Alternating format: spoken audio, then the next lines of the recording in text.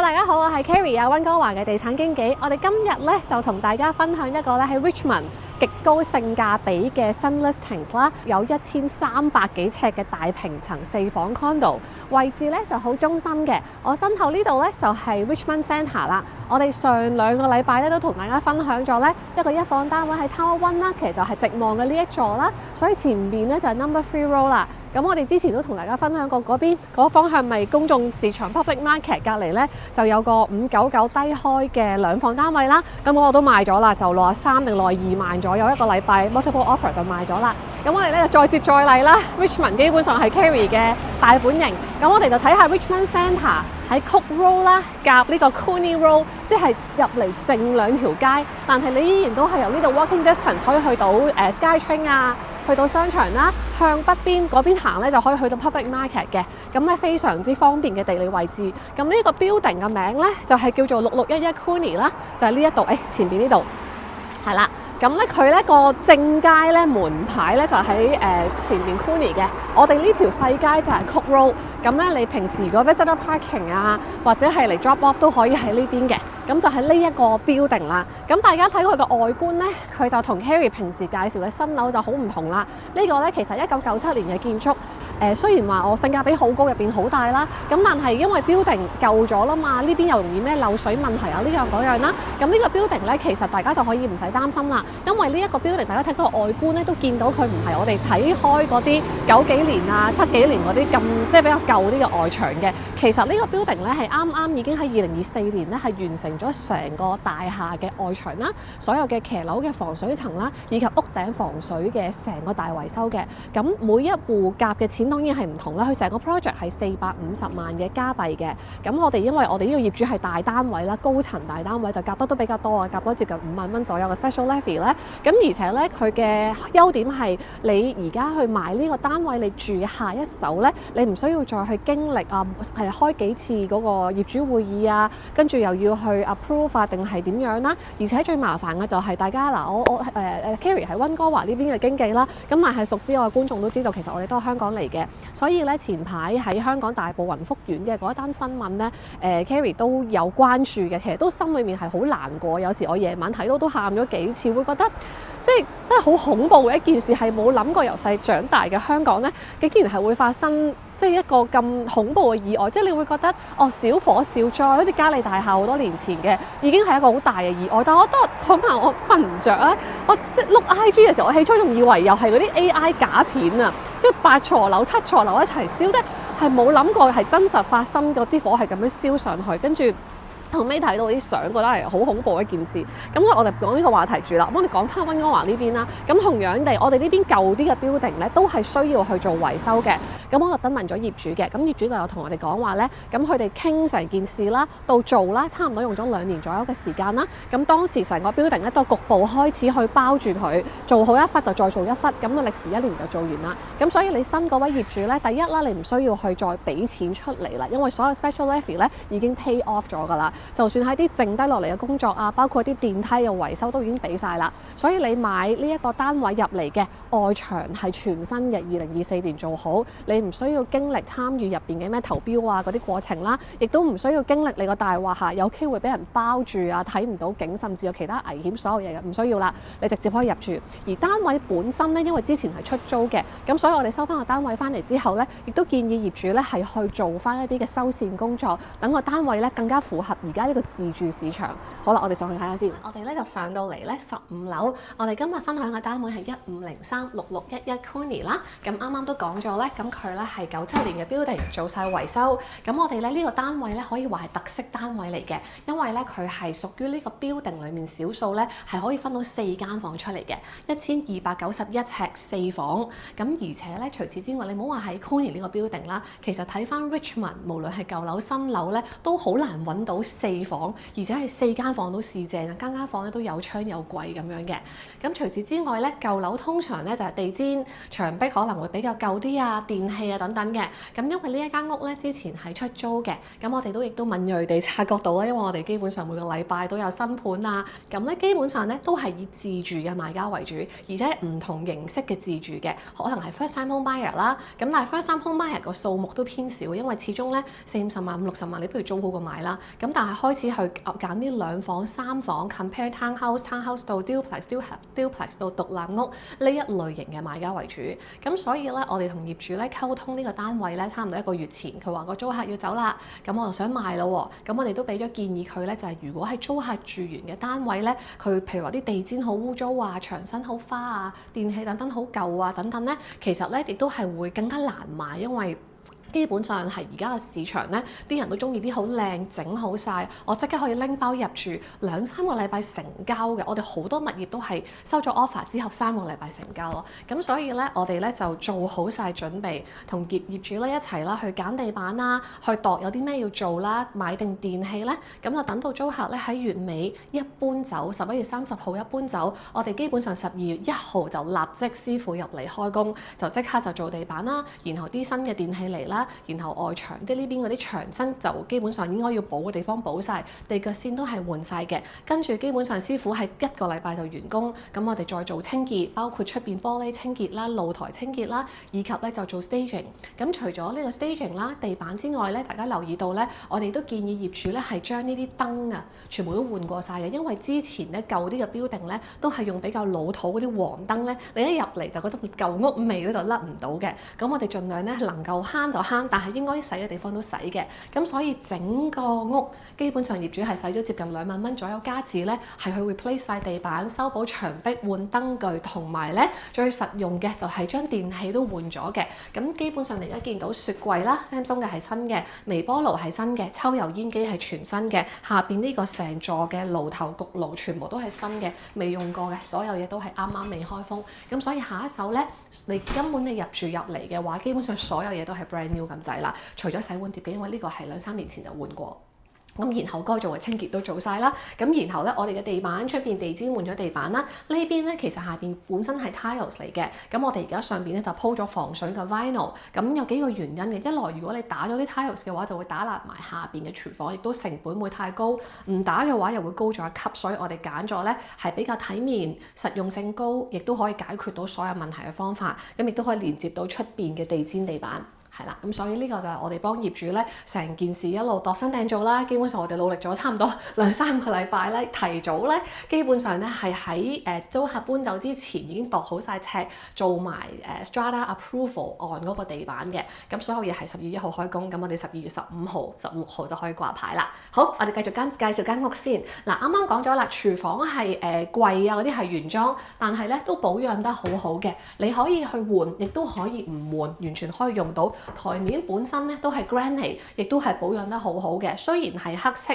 但係不過咧，因為你 match 翻呢邊都係白色啦，我哋都換咗一盞白色嘅燈啦。咁再加埋白色嘅 vinyl 地板咧，其實都幾靚嘅個對比。咁呢啲全部都係新嘅電器，啱啱睇過。咁呢度咧都係啲儲物空間，我哋應該清潔嘅咧都清潔咗㗎啦。咁呢個下邊咧係有燈嘅，sorry 呢個未開，呢兩邊都有燈。所以其實當初呢個 building 咧，雖然話係舊啲喎，但係咧佢嘅原本嗰個設計啊，都唔係話好 cheap out 壞，因為有好多舊樓係下邊冇燈㗎啦嘛，呢個都有晒㗎啦，係啦，好。廚房睇完啦，啱啱睇咗雪櫃啦，咁然後咧我哋見到同埋廚房咧，佢係一個開放式嘅，即係唔會話係舊啲嘅 style 係凹咗入去咯。咁而且全部牆身都係白色。廚房對面呢度就係第一間，但呢個唔係 master bed 啦。但係以前啲 building 嘅話，房嘅 size 會比較大啲。呢啲係 staging 咗俾大家睇到個 size， 有衣櫃。然後呢個方向係向東嘅。呢個單位咧係東北 corner， 咁所以咧你會有早上嘅陽光好光猛，但係唔使擔心有西斜。我哋望出去咧都冇乜太多擋，喺呢間房會望到隔離個戶嘅啫。前邊就已經好多㗎啦，好。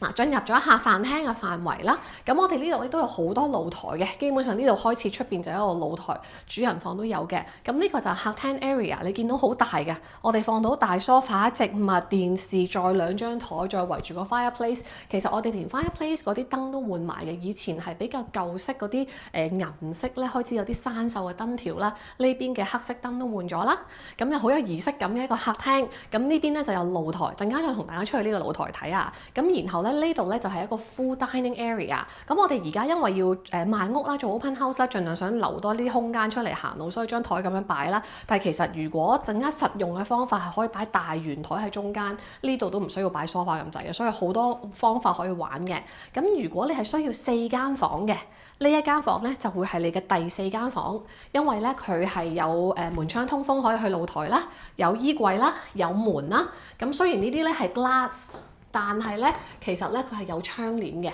所以咧你完全咧係可以咧落翻個窗簾就變成一間私密性好高正常嘅房間。咁但係當然，如果你其實呢一間房你 prefer 將佢變成 media room 啊、書房啊、family room 嘅話，又係另一個 options 係兩用嘅。咁我哋而家咧就將佢 decorate 咗做書房，係啦，擺咗書台啦。大家見啲家私熟口熟面，呢個應該係單口37之前買咗，用咗第二間之後翻嚟呢邊嘅。咁我哋咧而家又順便去露台睇一睇啦。嗱，我哋啱啱話咧，呢個 building 咧，佢係做晒所有嘅外牆咧，你其實你出嚟都望到噶啦，包括晒防水層嘅。除咗外牆嘅防水層，好似呢一啲露台嘅防水層都係新做嘅，以前嗰啲舊嘅唔係咁樣嘅。你全部見油得好靚啦，即係唔好話甩皮甩骨啦。包括呢啲金屬嘅 railing 咧，都已經係即係甩漆嘅地方都油晒啦，啲 glass 都完好嘅。呢啲外牆其實你一望就望到，你望下隔離戶都係啦。咁呢個露台咧就係其中一個露台，就 wrap around 由客廳出嚟啦，係啦。咁然後嗰邊咧就仲有個露台嘅，呢個應該係我哋主人房個露台，係啦。好。我出到嚟望到景觀啦，我哋呢邊咧就係相對嚟講咧，我哋會係同所有嘅高樓有個 distance 啊，但係我哋依然係好市中心啦。Carrie 啱啱就喺呢個樓下嗰個visitor parking 嗰個位同大家傾偈啦。咁其實下邊係一個 childcare centre 嚟嘅，呢條街又靜啲，但係直通，無論你行路定揸車，已經直通 Richmond Centre、Cadets Club 啦。咁 SkyTrain 咧基本上咧就喺嗰個 Paramount 嘅後邊，所以行路去 SkyTrain 咧行得快啲，5分鐘都行到㗎啦。老人家慢慢行8分鐘、10分鐘。點都行到啦，對面已經係 Richmond Centre 嗰度，就係我哋上次分享 Tower 1啦。好啦，咁而家呢個有衣櫃啦，而且做埋 shelving 喺裏邊。咁我哋咧而家睇咗2間房啦，呢個係可以係 media room， 可以係睡房。跟住咧行個 layout 係好實用嘅，因為行到最深處咧先至係 master bedroom。咁我哋睇埋第3間睡房，呢間咧相對細咗少少啦，咁但係咧都係 good size 嘅，有衣櫃，都係向翻北邊。咁跟住咧，啱啱講咧3間房咧都會 share 翻呢一個廁所嘅。咁廁所嘅話咧，我哋亦都一樣啦，換咗燈啦。呢啲以前係舊式啲嗰啲嘅撐住個燈，呢個係 more new style 啦。其實揀燈都好講究嘅，因為咧都你上去 Amazon 你會見到好多 lighting 嘅選擇。咁但係始終我哋都要 match 翻佢本身係咩 style。如果呢個用太 modern 嘅話咧，又會同油漆啊原本嘅 style 咧就唔 match 啦。其實包括出邊呢一盞餐廳燈都係我哋諗咗好耐嘅，因為咧如果太 old school 嗰啲好多粒波嗰啲水晶燈咧，又好似太 old school 啦。但係如果係太 modern 嘅，即係嗰啲 black matte black 啊，一個好 modern 嗰啲燈咧，又會唔係好 match。跟住我哋揾下就揾咗呢盞咧氣氛燈啦。好啦，嗱呢一度燈換咗啦，咁浴缸嗰啲應該清潔嘅全部清潔晒啦。呢度嘅地板亦都係 vinyl 鋪咗過嚟，同廚房同一個 materials 嘅。好啦，最後入到嚟就係主人房啦，咁亦都係最大嘅一間房。而家大家見到咧，我哋咧擺咗一個 queen size 床，兩邊床頭櫃仲有空間，所以你想喺側邊放按摩椅長過啲啊，或者呢邊再放個書台等等咧，全部都 OK 嘅。呢邊嘅空間都好深，可以再放櫃啊、電視啊，或者一個 side sofa 喺呢度。咁主人房咧亦都有佢自己嘅騎樓嘅。係啦，咁咧嗱，主人房咧都係向翻北邊啦，咁而且咧一個自己嘅 private 嘅騎樓啦，你唔會話客廳可以行到過嚟啦，咁都幾好嘅，亦都有燈。Nice。我哋其實咧出邊咧都做晒清潔㗎啦。好，跟住咧主人房呢邊嘅 layout 咧，主人房呢邊嘅 layout 咧就兩邊嘅衣櫃啦。跟住咧就有個 4-piece 嘅洗手間，一樣啦，我哋鋪咗新嘅 vinyl，然後呢邊係浴缸，後邊咧係 shower， 跟住呢邊咧就係座廁。咁呢一個咧就係單 sink 嘅。咁如果將來你買入嘅時候，你再重新裝修洗手間咧，你想將佢變成 double sink 咧，其實應該都係有空間，因為佢夠長咯。咁當然啦，你做同任何同 plumbing 有關嘅 renovations 咧，都要去攞 strata approval， 但係呢一個長度係可以做 double sink 嘅，係啦。咁所以係有一個條件咧，可以將佢呢個 4-piece 變成 5-piece 啦。好，咁我哋基本上咧成個單位咧就睇晒啦。咁我哋今日同大家分享嘅單位咧係1503661 Cooney 啦，1997年嘅 building。咁啱啱講咗啦，成個大廈咧，成個外牆防水最貴嘅維修已經做完咗㗎啦。咁所以大家入嚟咧就已經係拎包入住啦。單位本身1291尺4房嘅室內面積，向東北 corner， 樓下咧有雙車庫，係即係並排嘅2個 car park 位同埋有一個 locker 啦。咁呢個單位見到嘅地板啦、廁所、廚房啦，然後地腳線咧已經係全部重新換過晒嘅。而啱啱講嘅廚房電器咧都基本上係全新㗎啦。除咗洗碗碟機2-3年之外咧，雪櫃、爐頭、抽油煙機、微波爐咧係啱啱拆包裝2-3日前先 deliver 過嚟㗎。哦，其實包括個洗衣機啊，嗱，大家而家見到洗衣房咧，我哋仲未 replace 到嘅，因為訂咗個洗衣機 size 唔啱，所以咧基本上如果有機會 open house 嚟嘅朋友，佢未到都唔緊要嘅。合約裏面係包咗全新嘅洗衣機、乾衣機嘅。咁跟住之後啱啱講咗啦 replace 晒呢啲啦，所有嘅 lighting 都係啦。咁呢一位業主咧都係非常之即係好感性啦，同埋都係一個非常之 detail oriented 嘅人嘅。呢一個裝修咧，佢並唔係話抌俾經紀或者求其揾個裝修師傅求其化咗妝佢想賣好啲嘅。其實佢揀地板嘅時候，我哋都好落力嘅，因為有唔同嘅 materials 啦。啱啱唔知有冇重點講，其實呢一隻地板佢唔係 laminate 嚟嘅，佢係一個好高檔嘅 engineer hardwood 嘅材料，亦都係比較闊身嘅。我哋喺地板店有拼過唔同嘅材料，包括 laminate、仿 engineer hardwood。咁其實咧業主係並冇揀最平嘅地板嘅，係 more like 既然我要做俾多1000零2000零蚊都唔緊要，就做好啲，因為希望下一手嘅買家咧係入住嘅時候係舒服嘅，即係希望自己可以賣到好啲之餘咧，亦都係希望係益到下一個買家嘅，係一個係有價值嘅一個 upgrade 嚟嘅。業主同我哋嘅 conversation WhatsApp 係好長嘅，係好想知道好清楚呢啲會唔會做，嗰啲會唔會做啦，做得夠唔夠好啦。門口入嚟，因為舊嘅地板其實係一啲嘅 tiles 嚟嘅，呢一邊嘅 tiles 同廚房嘅 tiles 又唔同啦。咁呢邊係地氈木，會唔會唔平啊？佢又不斷督促我哋話，你要 make sure 個師傅你一定要係做平喎，唔好話人哋有級咁樣唔舒服喎。所以我其實覺得呢個業主係好 caring 嘅。咁我都會好希望咧，我哋做 staging 啊，做其他嘢同埋所有嘅嘢啦，包括呢一盞燈啦。咁業主都聽我哋嘅意見咧，係買咗一盞係好 match 呢間屋嘅氛圍燈。咁呢個燈基本上都係送俾下一手業主嘅，提前送俾你嘅入伙禮物咯。咁都希望咧呢一個嘅呢一片嘅愛心同埋一片嘅誠意咧，可以透過呢條片啦，透過所有嘅嘢咧，係可以俾到所謂大家嘅買家同埋真真正正下一手嘅業主啦。咁都希望呢一啲嘅資料可以幫到大家去衡量呢間屋啱唔啱你。咁所有嘅資料包括做咗啲咩 upgrade、floor plan、戶型所有相咧，都放咗喺careyquay.com/1503啦。咁希望大家有興趣嘅可以上去睇。咁我哋咧會喺嚟緊嘅禮拜6日20號、21號咧2日咧就做 open house 嘅，歡迎大家嚟睇樓啦。咁亦都可能係大家聖誕前睇嘅最後一個 open house 咁樣啦。咁啊預先祝大家聖誕快樂。咁亦都希望有咩問題嘅話，隨時可以 WhatsApp 問 Carey 啦。咁我哋基本上咧今年2025年咧都過得非常之快啊。Carey 由以前做買樓花經紀，而家變咗重點係幫大家點樣可以有價值地賣出間屋嘅 listing agent。咁呢一個同埋我哋陣間仲有拍嘅一個 Capstan 嘅單位咧，應該係今年最後2個新 listing 啦。然後我哋而家都 wrap up 緊，準備緊明年初掛牌嘅好多單位嘅準備功夫啦。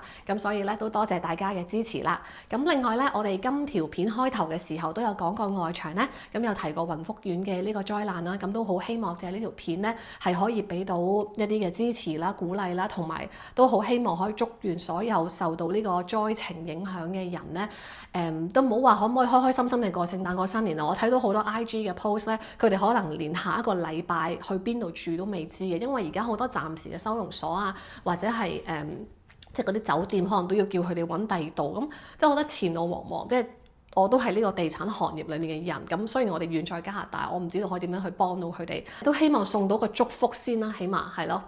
都希望祝大家可以順順利利，盡快揾到即係一個合適嘅方案去生活咯。咁好啦，咁祝咗大家最緊要就係執翻條命，身體健康，係啦，好。